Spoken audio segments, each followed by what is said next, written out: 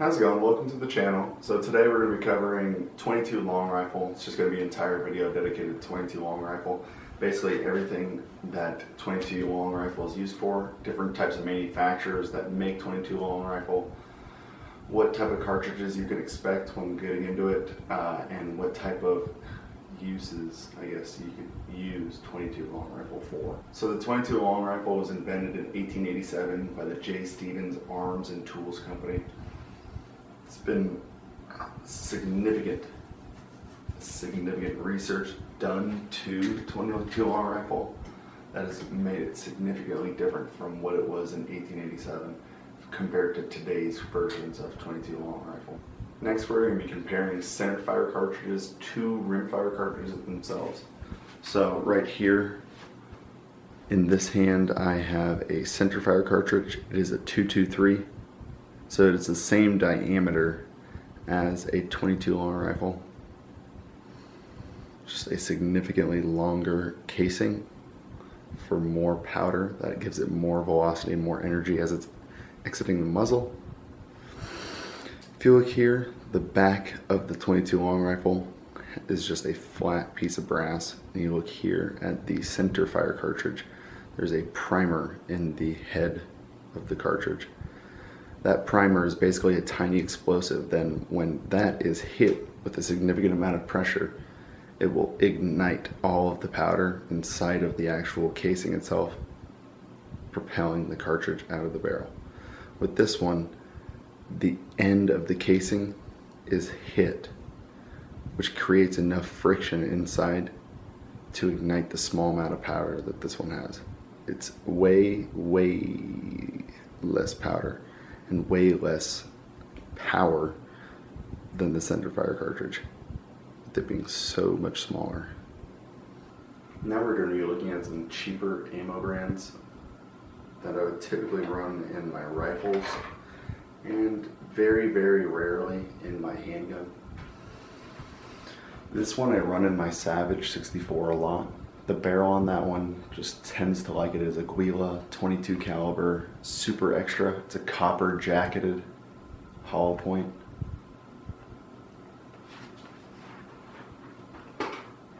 Next I have Federal Auto Match. This is more of a target load, meant for just more consistent plinking, but I will say with that specific lot, I've had a lot of failures to ignite. The next one is Remington Thunderbolt. Personally, I hate this ammo. Every gun I've shot it out of, it shoots poorly. It's super 22 long rifle already is very dirty, but this one is super dirty. Another good cheap brand is 22 CCI standard velocity. I don't have any more. I shot all mine, and the MagTech standard velocity is all right. I would stick to probably Federal, CCI, and that's really about it. CCI is mostly all I run. So now we're going to start moving into the higher end ammunition. With these ones, they tend to put the velocity in feet per second and the grain weight of the actual projectile itself on the ammo, so pay attention to that. That is useful for what you are trying to accomplish with your ammo. Keep in mind that this velocity is taken off of whatever barrel they used at the factory, out of whatever action they used, under whatever conditions, indoors, outdoors. So this number is just a rough estimate. You would have to do your own testing to see exactly how it performs in your weapon. To start off, we have Remington Gold Bullet. I've been using this lately in my Ruger Mark IV. Other than that, my rifles do not like this ammunition. This one is moving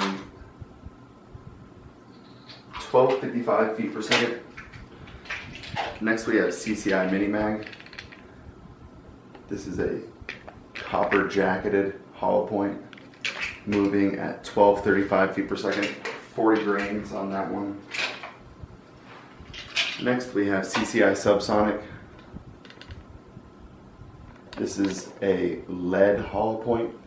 I use this one for shooting birds and squirrels. This is moving at 1050 feet per second and is a 40 grain projectile. The speed of sound is at 1124 feet per second, which is 767 miles per hour. So if you are going for a suppressor, I would recommend going subsonic. That's just obviously to keep the sound break down. Next I have CCI Stinger. This one's really cool. This is a copper jacketed hollow point with nickel boron plated casings, so they feed pretty well. Moving at 16, check that out. If it'll focus, please focus. Boom. 1640 feet per second. 32 grains. This thing is insane. And shout out to 22 Plinkster. I got his Stangers ammo. This stuff is really good. I love shooting this stuff. It's really fun. If you have an AR-15 that is like a 22 long rifle build, typically they love hotter loads, so those Stingers work perfectly in all AR-15s. My buddy has the HK416 22, and that thing chews through those no problem. And since they're nickel plated, they feed really reliably. Now I just wanted to show off a neat little cartridge I found. I picked this up more as a novelty, just to showcase kind of some of the weird types of 22 out there, because there's so many different types of 22, 22 short, 22 long rifle, 22 Win Mag, and all that type of stuff. This one is the CCI shot shell. It has a little tiny lead projectiles inside of the back of the cartridge. So it's like a little mini shotgun. It's neat. I tried it out on an orange and it didn't do anything on the orange. So would I use it for a snake shot? Probably not. That being said, they do make like 357 snake shot. 357 snake shot out of a lever gun probably would take care of a snake. I would probably use that, or just go with the classic 12 gauge. 12 gauge will pretty much get rid of any sort of small varmint. So now I wanted to talk about why people would choose 22 long rifle in a hunting sense, in a hunting application and setting. 22 long rifle is a very slow, light projectile. So if you're hunting things that are very delicate and small, like squirrels, doves, if they're sitting on branches, different types of small varmint, you would use 22 long rifle so it doesn't damage the pelt, and also so you get a clean, effective kill.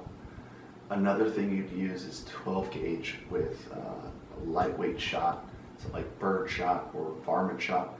That would also be extremely effective in a large pattern for getting rid of squirrels and other types of small varmint if it's in the summertime when there's a lot of leaves on the trees. If it's wintertime, 22 long rifle is perfect. Also, 22 long rifle can be a very cheap and easy way to get into shooting. As one of the cheapest cartridges, and the weapons typically are the cheapest as well. 22 competition is one of the cheapest ways to get into competition shooting while still maintaining that high level of difficulty that competition demands. Next, I wanted to show off the different type of projectiles you can see. Right here is the Remington Gold bullet. It has sort of a gold tinge to it. I think they put like a brass coating on there. The next is a Federal Gold Target Match. That is a high-end lead projectile. Those are meant to be extremely consistent. The next is the CCI Subsonic. It is a lead projectile as well, but they've added in that hollow point at the front so it expands when it hits your target. So more ideal for hunting. And last, we're looking at the Stinger, the Stanger. That is a copper jacketed hollow point, so it'll have, it's a harder metal, so it'll do more damage whenever it impacts bone. Well, that pretty much concludes the video. 22 is one of my favorite things to shoot whenever I go to the range. Usually when I'm shooting, it's 22. Obviously, I do shoot my AR-15s and my handguns like 9mm and 45 and all that type of stuff, but 22 is usually what I always come back to. It's the cheapest way to get a really good shooting experience and also to really hone in on the fundamentals. Stay tuned for more videos, and remember, perfect practice makes perfect.